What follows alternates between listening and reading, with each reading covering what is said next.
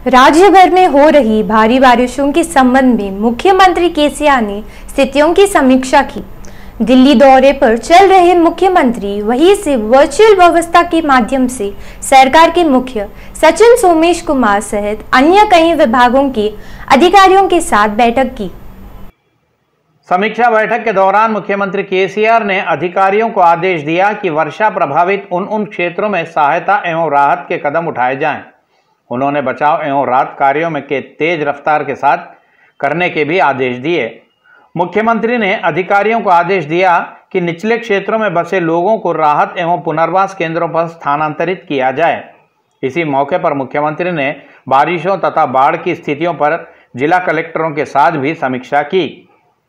कलेक्टरों ने उन्हें बताया कि राज्य में हो रही बारिशों से नदी, नाले, तालाब आदि उफान पर हैं। राज्य के मंत्री व टीआरएस पार्टी के कार्यकारी अध्यक्ष केटीआर ने कहा कि टीआरएस अर्थात एक अजेय राजनीतिक शक्ति है। हैदराबाद नगर के जल विहार में संपन्न टीआरएस की विस्तृत स्तरीय बैठक के दौरान मंत्री ने ये घोषणा की। उन्होंने ग्रेटर परिधि में पार्टी को मजबूत करने की आवश्यकता पर जोर देते हुए कार्यकर्ताओं को संबोधित किया। टीआरएस पार्टी की सराहना के साथ पार्टी के अजेय शक्ति कहे मंत्री केटीआर ने कहा कि विकास के लक्ष्य को लेकर ही तेलंगाना सरकार आगे बढ़ रही है। उन्होंने उपस्थित पार्टी नेताओं कार्यकर्ताओं में जोश भरते हुए कहा कि जब तक टीआरएस पार्टी को राज्य के गरीबों का आशीर्वाद बना रहेगा तब तक कोई भी टीआरएस पार्टी का कुछ नहीं बिगाड़ सकते। उन्होंने बताया कि तेलंगाना पृथक राज्य के लक्ष्य को लेकर ही वर्ष 2021 में पार्टी स्थापित किए केसीआर त्यागों और बलिदानों की बुनियादों पर ही आंदोलन अपने हाथ में लिए थे। कोई भी कुछ भी कहे, टीआरएस और केसीआर तेलंगाना राज्य के लिए एक अजय शक्तियां ही है। తెలంగాణ బాగుపడుతుంటే, తెలంగాణ ప్రజలు సంతోషంగా ఉంటే, తెలంగాణ రైతులు సుభిక్షంగా ఉంటే వాళ్ళ కడుపు మండుతున్నది, కళ్ళు ఎర్రబడుతున్నాయి। తెలంగాణ పైరులు పచ్చబడుతుంటే వాళ్ళ కళ్ళు ఎర్రబడుతున్నాయి, నచ్చలేదు వాళ్ళకు। ఇష్టం వచ్చినట్టు మాటలు నోటికి ఎంత వస్తే అంత మాట్లాడుతున్నారు। నేను ఒకటే మీ అందరికి విజ్ఞప్తి చేస్తా ఉన్నా, మా సీనన్ననేమో మనం మంచిగా ఉండాలి, మర్యాదగా ఉండాలి అంటుండు। 7 ఏళ్ళు మస్తుగా ఓపిక పట్టినాం, ఇక చాలు, బరాబర్ ఇప్పటి నుంచి కుక్క కాటుకు చెప్పు దెబ్బ అన్నట్టే సమాధానం చెప్దాం, బరాబర్ చెప్దాం, వెనుకకు తగ్గేదే లేదు। ఈ కాడు నుంచి ఎవడన్నా అడ్డం పొడు మాట్లాడితే మన నాయకుడు కేసీఆర్ గారిని కుక్క కాటుకు గంత ఇక బరాబర్ మాట్లాడాలి। ఆయన ఒక మాట అంటే మనం పదానాలే తప్ప ఈ ఇంటికా జవాబ్ పత్తర్ సే దేంగే చూడేంగే नहीं। ఈసారి నుంచి విడిచిపెట్టేది లేదు। ఇక మస్తు ఓపిక పట్టినాం, అబ్బా అట్లా ఇట్లా, ఇక కొత్త రాష్ట్రం కదా, కొత్తగా మనం వ్యవహారం అంతా సక్కదిద్దుకొని ముంగట పోవాలి కదా అని చెప్పి చాలా ఓపికగా, చాలా పద్ధతిగా, చాలా సంయమనంతో ప్రతిపక్షమైనా ఏ పక్షమైనా అందరు మనోళ్ళే అని చెప్పి ఒక పద్ధతి ప్రకారం పోయినాం। కానీ ఇక ఊకున్న కొద్దీ డైలాగులు ఎక్కువైతున్నాయి, ఊకున్న కొద్దీ మాట్లాడే చిల్లరగాళ్ళు కూడా ఎక్కువైతా ఉన్నారు। అందుకే ఈ కాడికెళ్ళి నేను అందరికీ మీకు ఒకటే విజ్ఞప్తి చేస్తా ఉన్నా, మనం చేయాల్సిన పని ఏందో ఆ పని చేస్తున్నాం। తెలంగాణ రాష్ట్రంలోని పేద ప్రజలు, రైతులు, మహిళలు అందరూ కూడా మంచి సంతోషంగా ఉన్నారు కాబట్టే మన కడుపు నిండా ఆశీర్వదించి ఇవాళ ఏ ఎలక్షన్ వచ్చినా, Delhi to Delhi A election వచ్చినా గులాబీ జెండాకే జై కొడతా ఉన్నారు, గెలిపించి బ్రహ్మాండంగా ముందుకు పోమని చెప్పి ఆశీర్వాదం ఇస్తా ఉన్నారు। राज्य के पूर्व मंत्री व बीजेपी के नेता ईटेला राजेंद्र ने जम्मीकुंटा हाउसिंग बोर्ड कॉलोनी का दौरा किया। इसी संदर्भ में उन्होंने भारी बारिशों से जलमग्न हुए मकानों का भी जायजा लिया। जलमग्न क्षेत्रों का दौरा करने के पश्चात ईटेला राजेंद्र ने बाढ़ पीड़ितों से बातचीत की। इसी मौके पर उन्होंने लोगों से कहा कि राज्य सरकार अपने शासन के 7 वर्षों में बस यही की है क्या। इसी संदर्भ में उन्होंने टीआरएस नेताओं की आलोचना करते हुए कहा कि आज भारी बारिशों से जलमग्न हुए बाढ़ पीड़ितों से मिलने या उनके स्थितियों का जानने टीआरएस के एक नेता भी यहां नहीं आए हैं। यह सरकार चलाने वालों की नीति एवं नियत पर निर्भर है।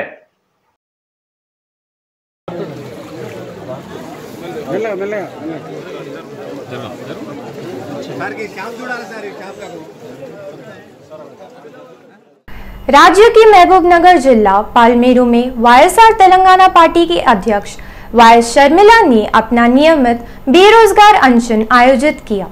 अनशन पर बैठने के पूर्व शर्मिला ने जिरचल्ला में स्थित दिवंगत नेता डॉक्टर वाई.एस. राजशेखर की प्रतिमा को फूल माला पहनाकर अपनी श्रद्धांजलि अर्पित की। अपने दिवंगत पिता को श्रद्धांजलि अर्पित करने के पश्चात शर्मिला पालमोर विश्वविद्यालय प्रांगण में आयोजित अपने एक दिवसीय अनशन के लिए चल पड़ी।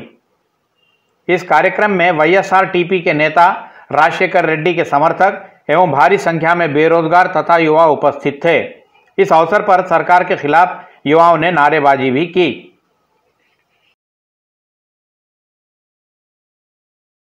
राज्य भर में दलित बंधु योजना लागू करने की सरकार से मांग करते हुए कांग्रेस पार्टी के नेतृत्व में भारी रैली का आयोजन किया गया।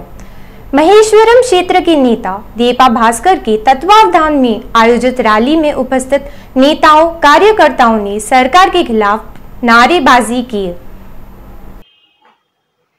इस मौके पर कांग्रेसी नेता भास्कर रेड्डी ने आरोप लगाते हुए कहा कि मुख्यमंत्री केसीआर केवल हुजूराबाद चुनावों के लिए ही दलित बंधु योजना लोगों को टीआरएस की ओर आकर्षित करने के लिए ही ले आए हैं। उन्होंने मांग की कि राज्य में स्थित सभी दलितों को योजना की राशि दी जाए। उन्होंने बताया कि महेश्वरम विधानसभा क्षेत्र में लगभग 60,000 दलित एवं गिरिजन हैं। कांग्रेस पार्टी उन सभी को दलित बंधु योजना के संबंध में विस्तृत जानकारी देकर सरकार से योजना का पूरा लाभ उठाने जैसा प्रशिक्षित किया जाएगा। भास्कर रेड्डी ने बताया कि महेश्वरम क्षेत्र में मंत्री सबिता इंद्रा रेड्डी सहित 11 नेता हैं। वे सभी अपने अपने पदों से त्यागपत्र देकर सरकार पर दबाव डालेंगे, तभी दलितों को योजना की राशि प्राप्त होगी। उन्होंने टीआरएस के सभी नेताओं से दलितों के समर्थन में त्यागपत्र देने का भी आग्रह किया। మహేశ్వరం నియోజకవర్గంలో దాదాపుగా వారం 10 రోజుల నుంచి దళిత బంధు అందరికి ఇవ్వాలని చెప్పేసి కాంగ్రెస్ పార్టీ డిమాండ్ చేసుకుంటూ ప్రతి గ్రామంలో, ప్రతి తండాలో, ప్రతి కాలనీలో తిరగడం జరుగుతుంది। అందులో భాగంగా మహేశ్వరం నియోజకవర్గంలో ఈ రోజు రామకృష్ణపురం డివిజన్లో ఈ రోజు పాదయాత్ర చేసుకుంటూ దళితులందరి దగ్గరికి వెళ్ళడం జరుగుతున్నది। ఈ రోజు కాంగ్రెస్ పార్టీ ఆశాకిరణం రేవంత్ రెడ్డి గారి యొక్క తలపెట్టిన దళిత గిరిజన దండోర కార్యక్రమం ఈ రోజు మనం అందరికీ తెలిసిన విషయమే। తెలంగాణ ప్రాంతంలో తెలంగాణ ప్రాంతానికి సీఎం ఉన్నాడైనా ఓన్లీ హుజూరాబాద్కే కాదు, హుజూరాబాద్కే దళితులకు 30,000 మందికి ఇచ్చి అక్కడ గెలవాలని ప్రయత్నం చేస్తున్నాడు। మేము అక్కడ హుజూర్నగర్ ఇచ్చే వాళ్ళకి 30,000 మందికి దళితులకు ఇవ్వమని కోరుకుంటున్నాము। అందులో భాగంగా తెలంగాణ ప్రాంతంలో ఉన్న అందరికి దళితులకు కూడా దళిత బంధు ఇవ్వాలని చెప్పేసి కాంగ్రెస్ పార్టీ మేము డిమాండ్ చేస్తా ఉన్నాము। మరి నిన్నగాక మొన్న సబితా ఇంద్రారెడ్డి గారితో కూడా 12 మంది ఎమ్మెల్యేలు టీఆర్ఎస్ పార్టీలో జాయిన్ అయ్యారు। మరి వాళ్ళందరికీ కూడా ఎలక్షన్లు పెడితే ఉప ఎలక్షన్లు వస్తే కనుక అందరికీ కూడా దళిత బంధు వస్తుంది। మరి సబితా ఇంద్రారెడ్డి గారిని మేము డిమాండ్ చేస్తా ఉన్నాం, అమ్మ తల్లి నువ్వు వెంటనే రాజీనామా చేస్తే మహేశ్వరం నియోజకవర్గంలో దాదాపుగా 60,000 మంది దళితులు ఉన్నారు, గిరిజనులు 40,000 మంది ఉన్నారు। నువ్వు రాజీనామా చేస్తే కనుక తప్పకుండా వాళ్ళకు కూడా న్యాయం జరుగుతుంది, వాళ్ళ ఇంటికి ప్రతి ఇంటికి కూడా 10 లక్షల రూపాయలు వస్తుందని చెప్పేసి నేను తెలియజేస్తాను।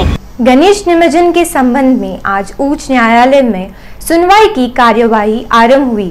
गणेश निमज्जन पर प्रतिबंध लगाने संबंधी अपने फैसले को न्यायालय ने सुरक्षित रखा है। उच्च न्यायालय ने सरकार के संबंध में टिप्पणी की कि गणेश निमज्जन की समस्या के प्रति सरकार की कोई श्रद्धा नहीं है। न्यायालय ने जीएचएमसी के प्रति नाराजगी जताते हुए कहा कि सुनवाई से 10 मिनट पूर्व रिपोर्ट ही गई तो ये कैसे संभव है।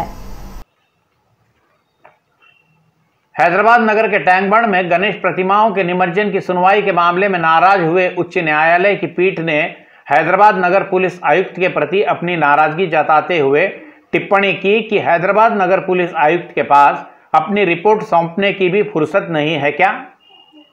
पीठ ने सवाल किया कि प्रदूषण नियंत्रण बोर्ड के निर्देश एवं दिशाओं के क्यों अनदेखा किया जा रहा है। पीठ ने यह भी सवाल उठाया कि जनता की भीड़ भाड़ इकट्ठा न होने के लिए कौन से कदम उठाए जाएंगे। इस बात को स्पष्ट सरकार ने नहीं किया है। या ऐसा हो तो राज्य सरकार ने न्यायालय को बताया है कि जीएचएमसी परिधि में 48 छोटे बड़े तालाब हैं। उन स्थानों पर गणेश प्रतिमाओं के निमज्जन की व्यवस्थाएं की गई है। साथ ही सरकार ने यह भी खुलासा किया है कि सरकार प्राकृतिक मिट्टी के गणेश प्रतिमाओं को ही प्रोत्साहित कर रही है। इसी के अंतर्गत सरकार द्वारा 1 लाख मिट्टी की गणेश प्रतिमाओं का निःशुल्क वितरण भी किया जा रहा है। इस तर्क पर उच्च न्यायालय की पीठ ने कहा कि इस संबंध में सलाहों की आवश्यकता नहीं, कार्रवाइयां और स्पष्ट दिशा निर्देश होना चाहिए।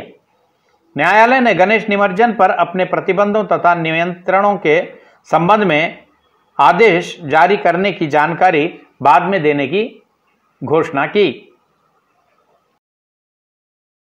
बोराबंडा परिधि में प्रतिबंधित नशीले पदार्थ याश ऑयल का गुप्त रूप से कारोबार चला रहे एक गिरोह को पुलिस ने गिरफ्तार कर लिया।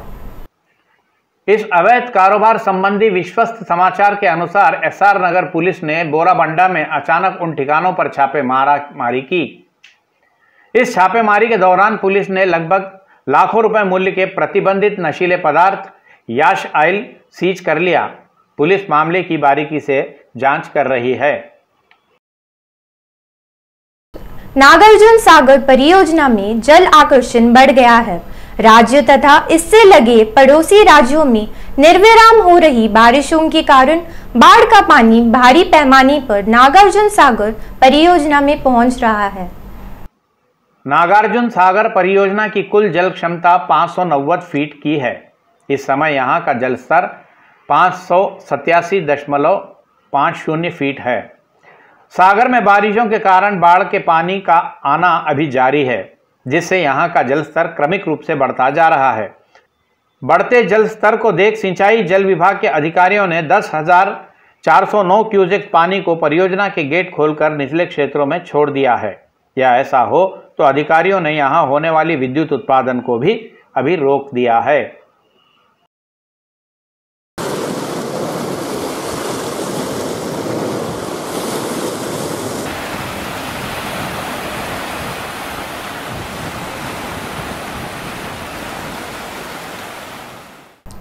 सैदाबाद शीशाई नगर में आंगनवाड़ी कार्यकर्ताओं ने रैली निकाली।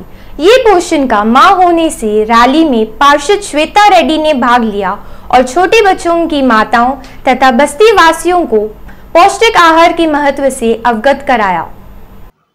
पौष्टिक आहार के प्रचार हेतु आयोजित इस रैली में पार्षद श्वेता रेड्डी ने बस्ती वासियों से आग्रह करते हुए कहा कि सभी योग्य लोग तथा परिवार आंगनवाड़ी की सेवाओं का सदुपयोग करें।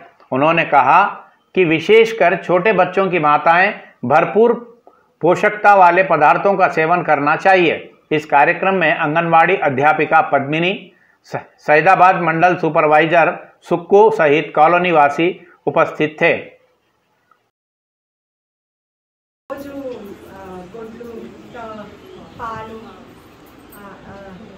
మంచి కూరగాయలు అన్నీ మీరు అన్నీ రోజు తీసుకుంటే మంచి ఉంటుంది మీకు అందరికీ। అట్లనే ఆకుకూరలు తినండి, ఆరోగ్యంగా ఉండండి। ఆకుకూరలు తినండి, ఆరోగ్యంగా ఉండండి। కంటికి వెలుగు బొప్పాయి, ఇంటికి వెలుగు పాపాయ, ఇంటికి వెలుగు బొప్పాయి।